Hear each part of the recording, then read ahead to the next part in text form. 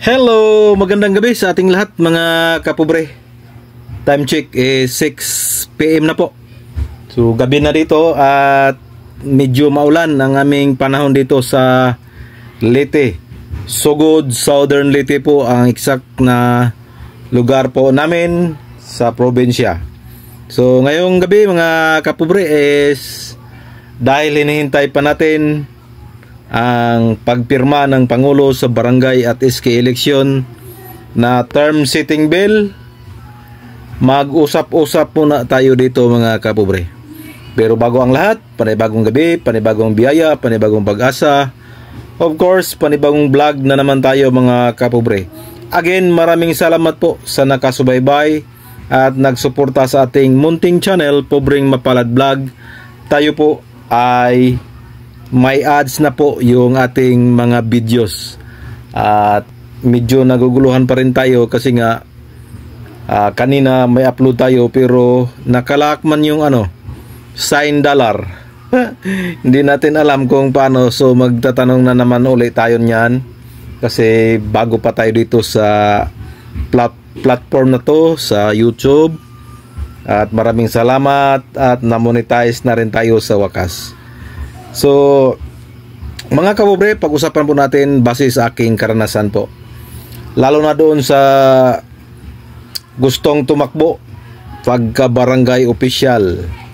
So dati po ay tumakbo akong barangay kagawad dito at sa awa ng Diyos ay pumangalawa po tayo rito sa barangay namin. Actually hindi po talaga ako taga rito, taga ibang barangay ako, pero na si Mrs. ko ay taga rito.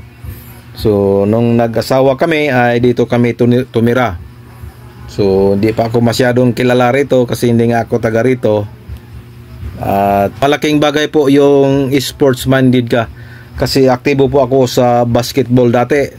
So yun po unang tip ko sa inyo mga kapobre, gustong tatakbo or gustong pumasok sa politika, ay malaking bagay po yung mahilig kayo sa sports kasi nga yung mga kabataan ngayon is sports po yung kanilang mga hilig, lalo na basketball. So ginawa ko ay sumasali ako sa team dito sa barangay at sumasama ako sa mga palaro kung saan may piyestahan. So doon kami hanggang nagkabanding na kami ng mga taga rito, tapos nakilala tayo. Sila naman Mrs. dito is marami naman sila sa pamilya nila, kaya hanggang nag-eleksyon 2007 barangay at SK election is testing po tayong nag-file ng ating candidacy para barangay kagawad. So pinalad tayo, naging number 2 po tayo sa ranking, kaya laking pasalamat natin sa ating mga kababayan. So yun na, umpisa na, aktibo tayo sa mga gawaing pambarangay at mas lalo tayong naging aktibo sa sports. Ako po ang nag-lead sa mga kabataan dito pag lalo na may paliga yung lungsod namin, yung munisipyo namin. So ako po ang nagiging coach ng ating mga kabataan dito. So yun po, unti-unti na po silang nakakilala sa atin at hindi naman tayo nagpabaya sa ating trabaho. Kaya noong 2010 barangay at SK election muli, tumakbo tayo uli bilang kagawad at sa awa ng Diyos number 2 pa rin tayo sa ranking. So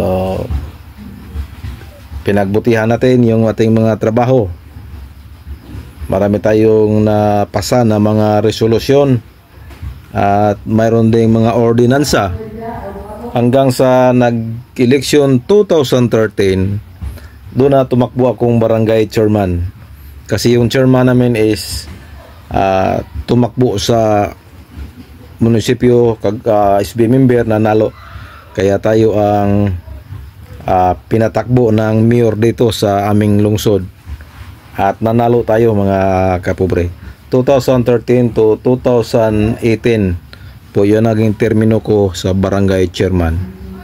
So yun po, kailangan lang nating sundin yung mga patakaran sa barangay, yung sundin yung nakasaad sa batas.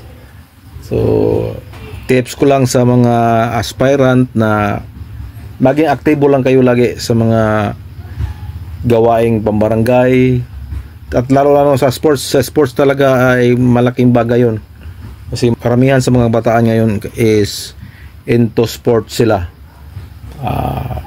Kaya yun, nag-organize po ako ng team dito sa amin. So yun po, at number 1 talaga na kailangan mong mayroon ka pag panahon ng eleksyon is pira po. Hindi ka talaga mananalo pag walang pira. Noong pag-una kong takbo 2007 is 20-20 lang yun. 20-20 lang, 20 ang pamigay namin.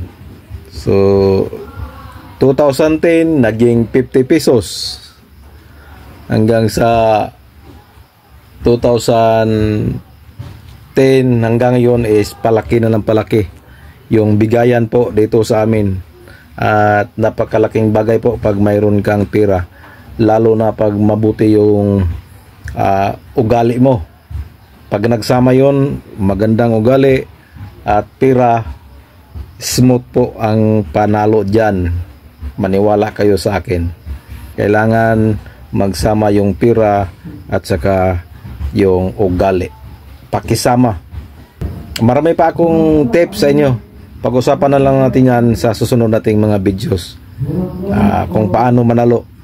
Yun, marami tayong tip dyan base po sa aking personal na karanasan. Matagal po ako sa politika po. Bago pa ako pumasok sa barangay official, naging employee po ako sa munisipyo. So yun lang muna ang ating mga tips sa inyo mga kapobre, lalo na yung mga gustong pumasok sa politika. Sa susunod marami pa, abang-abangan nyo lang ating mga videos.